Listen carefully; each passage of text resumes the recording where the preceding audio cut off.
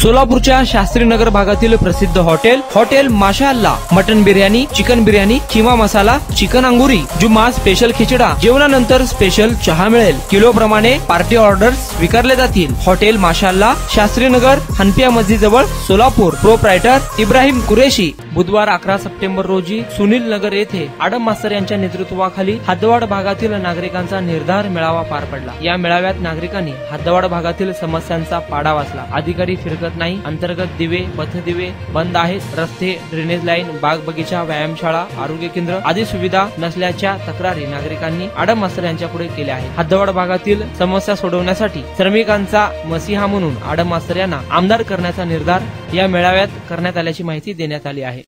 आडम मास्तरने पिवळा पट्टा केला, पिवळा पट्टा नसेल तुम्हाला बांधकामाची परवानगी मिळत नाही, आणि बांधकामाची परवानगी नसेल सरकारचा एक नया पैसा मिळत नाही, बँकेचे मिळत नाही। सरकार पुढे करता तगादा लावला। मी अनेक बँकेकडे गेलो, 450 एकर जागा मी घाण ठेवायला तयार आहे। ते काय म्हणले बँकेचे लोक, तुम्ही गरीब माणसं तुमच्यावर कसली जप्ती करता।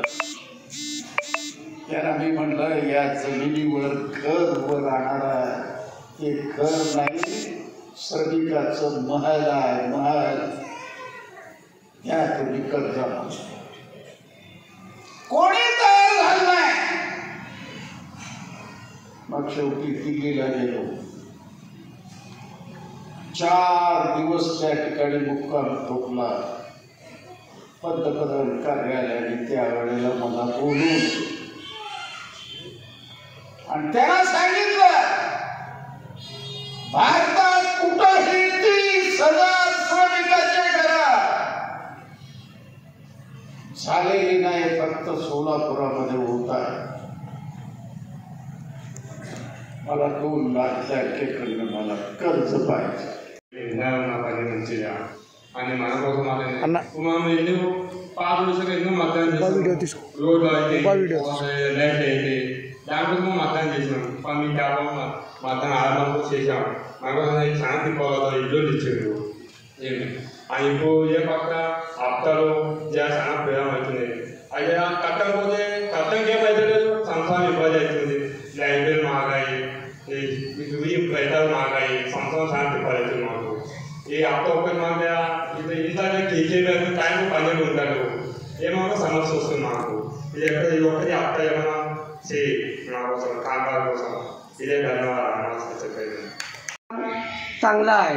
त्यांनी 5 वर्ष आमदार केले, त्यावेळी बी चांगलेच कार्यक्रम केले।